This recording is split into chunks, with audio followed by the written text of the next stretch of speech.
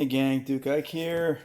Today, in this video, I'm going to show and discuss variations and how variations on my kata, as you've seen some of the previous videos, 3 videos, 1 through 15, but all of these fundamental kata that are in those previous videos.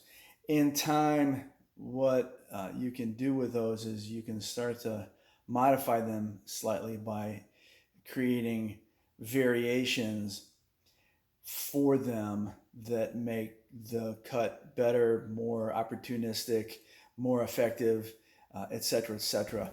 And so I'm just going to discuss some of that philosophy on a couple of them today to hopefully getting you guys thinking about variations. Also, this is a pretty cool shirt. I don't know if you can read it. It looks backwards to me. But just a shout out to my Duchess, Runa. She supports me in everything I do and is great that way, and I love her dearly.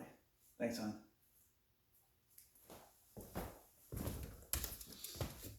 Okay, so variations. So, like for example, kata number 1 is just a lead head attack, right, off the shoulder, right? So it's there. But we can vary that with a different guard. We can go to a point forward guard and then do it, right? We can do it with a step that way, right? We can do it with a step that way, right?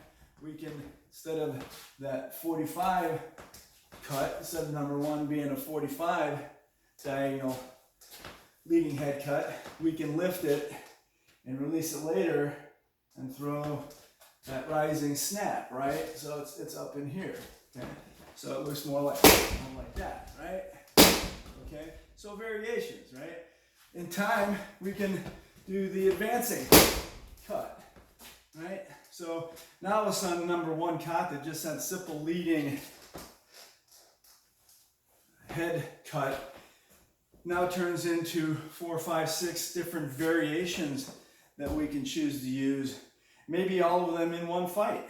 Maybe some of those we figure out work better against certain opponents or styles, or a left-handed guy instead of a right-handed guy.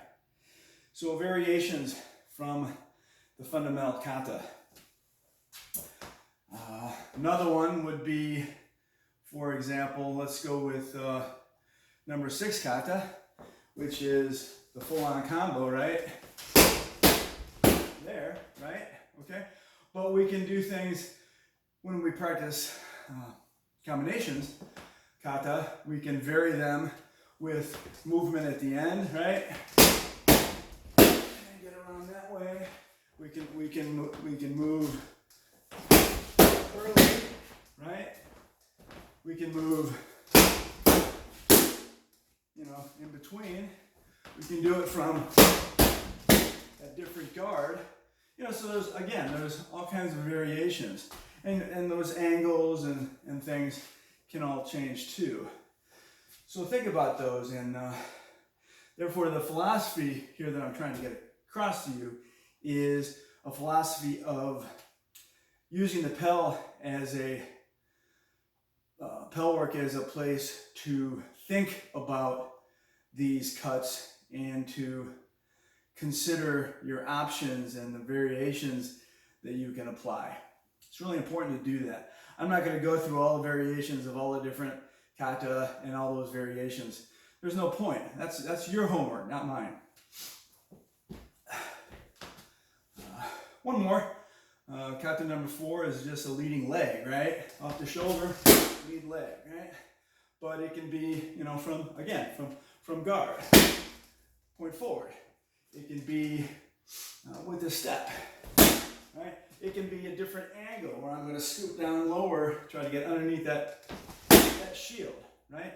There's all those things that we're able to do with the kata from the practice of the fundamental to eventually using them for intermediate and sometimes even advanced style cuts, even when they're just 1 or 2 attack or a triple combo. So I hope that helps get you using that gray matter and starting to create some of those best variations for yourself.